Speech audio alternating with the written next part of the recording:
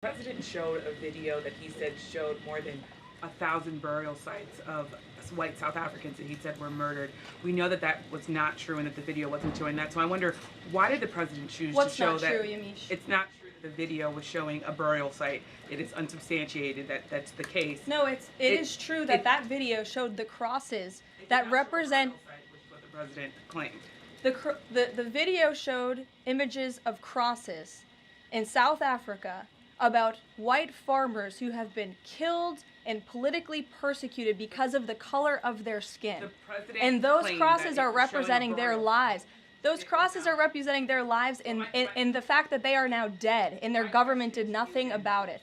Are you disputing that there's no... The fact that the video showed what the president claimed it showed, because it did not show that. But even more, what I'm asking you is who at the White House... No, it did show that. It showed white crosses representing people who have perished because of racial persecution. Verifies the videos that the president shows, and what protocols are in place when there's unsubstantiated information being put out for the world and world leaders to show? Yamiche, what's unsubstantiated about the video?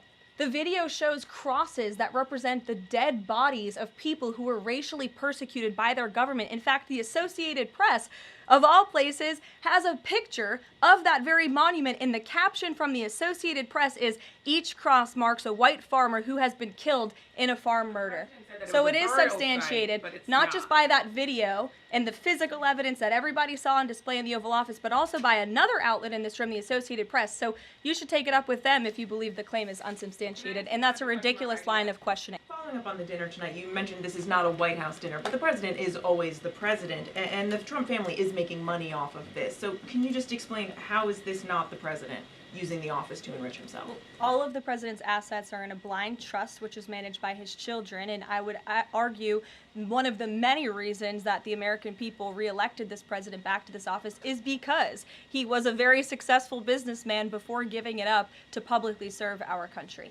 Caroline, back to the presidential gala tonight.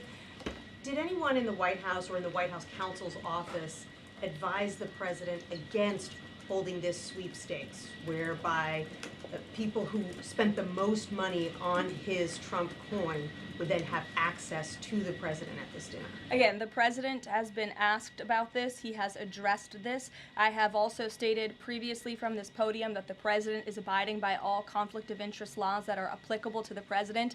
And I think everybody, the American public, believe it's absurd for anyone to insinuate that this president is profiting off of the presidency. This president was incredibly successful before giving it all up to serve our country publicly. And not only has he lost wealth, but he also almost lost his life. He has sacuficed a lot to be here, and to suggest otherwise is frankly completely absurd. Does the White House Libby, have go any ahead. concerns? The fifth round of nuclear talks between Iran and the U.S. is going to take place on Friday in Rome. What is the president anticipating ahead of that, and if a deal doesn't come from that meeting, is he going to walk away? Well, I'm glad you brought up Iran, because I do have an update. The president spoke to Prime Minister Benjamin Netanyahu today. They had a productive discussion. They discussed many things, including, of course, the tragic shooting that took place here in Washington, D.C. last night. But they also did talk about a potential deal with Iran, which the president believes is moving along in the right direction. And as the president told me, and he's told all of you, this deal with Iran could end in two ways. It could end in a very positive diplomatic solution, or it could end in a very negative situation for Iran. So that's why these talks are taking place later this week. Yamiche, good to see you. Hi, good. Thanks for taking the question. Sure. The president showed a video that he said showed more than 1,000 burial sites of white South Africans that he said were murdered. We know that that was not true and that the video wasn't showing that. So I wonder, why did the president choose to show that? What's not true, Yamiche? It's not true that the video was showing a burial site. It is unsubstantiated that that's the case. No, it is true that that video showed the crosses that represent... Which is what the president claimed. The video showed images of crosses in South Africa about white farmers who have been killed and politically persecuted because of the color of their skin. And those crosses are representing their lives. Those crosses are representing their lives in the fact that they are now dead and their government did nothing about it. get Are to my you question. disputing that there's no? Disputing the fact that the video showed what the president claimed it showed, because it did not show that. But even more, what I'm asking you is who at the No, it White did House show that. It who showed at the white crosses representing people who have perished because of racial House persecution. verifies the videos that the president shows, and what protocols are in place when there's unsubstantiated information being put out for What- the world and world leaders to Yamiche, show? what's unsubstantiated about the video? The video shows crosses that represent the dead bodies of people who were racially persecuted by their government. In fact, the Associated Press, of all places, has a picture of that very monument, and the caption from the Associated Press is, "Each cross marks a white farmer who has been killed in a farm murder."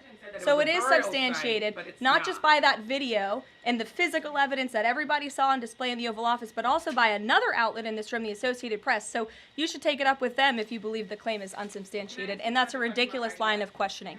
John, go ahead. Go ahead, Thank John. you, Carolyn. The big, beautiful bill now goes to the Senate. Does, yes. A lot of the Republican senators have promised amendments that will water this thing down dramatically. What is the president's level of tolerance for their amendments to water it down, and what will be the action taken for some of the amendments that the president does not want? Sure. Well, the One Big Beautiful Bill is named the One Big Beautiful Bill for a reason, because it is a one big beautiful bill that encompasses just about everything this president could want for the American public. It delivers on so many of his core campaign promises. So surely we want to see those campaign promises signed into law. And as the president put in his Truth Social post this morning, and as he said to me, we can celebrate this past the House for a couple of hours, but now it's time for the Senate to get to work. The president has great relationship with Senate Majority Leader Thune, and of course so many friends on the Senate side of the Hill, and he's expecting them to get busy on this bill and send it to his desk as soon as possible. Phil. Thank you. Given that the president said the other day the SALT cap, we don't want to benefit Democratic governors.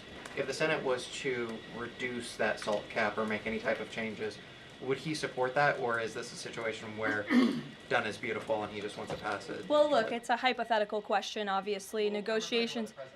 Well, correct, and the bill passed, didn't it? So now it's off to the Senate where additional negotiations will take place, and we'll see how it goes. Michael. Thank you, Caroline. Two questions on the beautiful bill. One of the campaign promises from President Trump was no tax on Social Security. Now, due to congressional rules, that wasn't able to be included in this bill.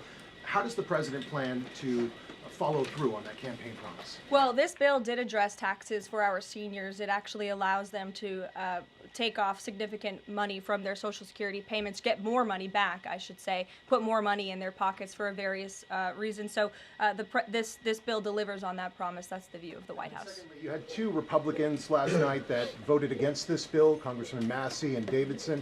Does the president think that they should be primaried? I believe he does, and I don't think he likes to see grandstanders in Congress. What's the alternative? I would ask those members of Congress. Did they want to see a tax hike? Did they want to see our country go bankrupt? That's the alternative by them trying to vote no. And the president believes the Republican Party needs to be unified, and the vast majority of Republicans clearly are and are listening to the president. They are trusting in President Trump, as they should, because there's a reason he's sitting in this Oval Office. It's because he's the unequivocal leader of the Republican Party. Not just a president for Republicans, but all Americans. The president's approval rating is at an all-time high right now, and it's because he knows how to deliver. And Republicans like Thomas Massey and others should take note. Stephen. Thank you, Caroline. Building on the question about Social Security, the bill includes the president's promises to address taxes on tips and overtime. Could you say his feelings about the income cap? Is he satisfied where that landed? And also on a different matter, could you comment on the investigation that the Justice Department has into Andrew Cuomo? As for the first question, the president is clearly satisfied where the bill landed because it passed. Again, now it has to go to the Senate, so changes could certainly be made. As for your second question, I would defer you to the Department of Justice. Christian. Yeah, thanks, Caroline. Can you explain the decision to totally shake up FEMA leadership just a week before hurricane season?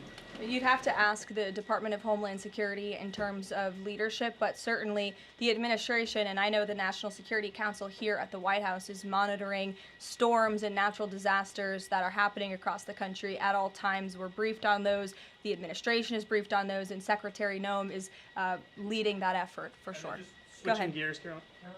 Just following up on Warren Davidson, I wanted to read you his quote that he posted online. While I love many things in the bill, promising someone else will cut spending in the future does not cut spending. Deficits do matter, and this bill grows them. Why should that get a Republican primary? This bill saves $1.6 trillion for the American taxpayer. It saves more than any bill that has ever passed Capitol Hill has. In fact, by double. The next bill saved $800 billion. This bill saves $1.6 trillion.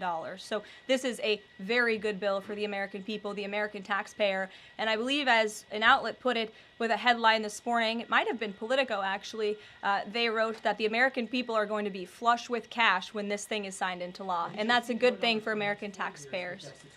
Sure, go ahead. Caroline, what is the president doing to win Senate passage by July 4th? And does that include work to eliminate carried interest and make business tax cuts permanent? Where is he on those issues? Well, look, this bill literally just passed the House of Representatives, so now our team is suiting up for discussions with the Senate side of Capitol Hill. The president again said this morning he hopes to see this bill at his desk as soon as possible, and he'll be engaged in the process to get it through the Senate, just like he was to get it through the House of Representatives. What kind of assurances did he give the Freedom Caucus members to kind of ensure that this would get through last night? Was changes to Fannie Mae and Freddie Mac part of that equation, changes administratively to Medicaid as well? Well, I was in that meeting yesterday with the president and House Freedom Caucus, and he told them how he wants to be a cheerleader for them, a cheerleader for the Republican Party, and for the country. And Republicans faced a pivotal moment yesterday. They could have voted to bankrupt the country and increase taxes by $4 trillion, or they could vote for this one big, beautiful bill which cuts taxes and saves American taxpayers money. And he put that proposition before them, and clearly they heeded the call because the bill passed last night. Sure. Caroline, so on the or this morning, rather. Every day is going into the next. Go ahead. The Netanyahu call.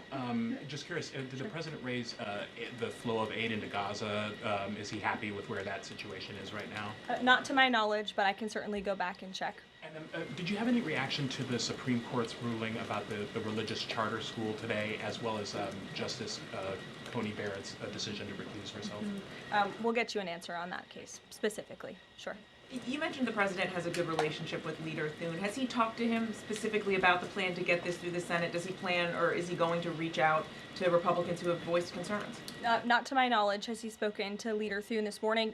He very well could have. I just wasn't briefed on that call. We can go back and check for you. The president did speak to Prime Minister Netanyahu this morning. He also had a call with President Sheinbaum this morning. He was receiving his intelligence briefing. He's been very busy all morning. But again, he certainly intends to remain active and engaged in these negotiations with the United States Senate to get this bill done. And just following up on the dinner tonight, you mentioned this is not a White House dinner, but the president is always the president, and the Trump family is making money off of this. So can you just explain, how is this not the president using the office to enrich himself? All of the president's assets are in a blind trust, which is managed by his children, and I would argue one of the many reasons that the American people reelected this president back to this office is because he was a very successful businessman before giving it up to publicly serve our country. Reagan. Thanks, Caroline. Last week, the president told Brett Baer that he trusts his people, but thinks that the official narrative on his assassination attempts are, quote, a little bit odd. FBI Deputy Director Dan Bongino said days later that there's no conspiracy to find, and as he put it, quote, the there that you're looking for is not there. My question is the president personally satisfied with the investigations into the attempts on his life? And does he agree with Deputy FBI Director, or does he think there's more to it? Well, in the lead up to your question, you answered your own question with the president's own words, and I'll leave it at that. Caroline? Sure, go ahead, Haley. Thank you, Caroline. Haley, go ahead. Oh, thanks. I wanted to follow up on his call with Prime Minister Netanyahu in his effort to deal with Iran. Does he feel like he has the Prime Minister's support in this effort at this point, or did the Prime Minister raise concerns to him in this conversation? I will get further into the private discussion between the president and the prime minister, but surely they have a good relationship, one that's built on transparency and trust. And the president has made it very clear to not just Prime Minister Netanyahu, but also the world, that he wants to see a deal with Iran struck, if one can be struck. He does not want to have to take the latter option, the more severe and negative option. He wants to see a deal. The president is a deal maker, and he believes strongly in diplomacy, and he's made that clear to the prime minister, but also to all of you and, frankly, the rest of the world.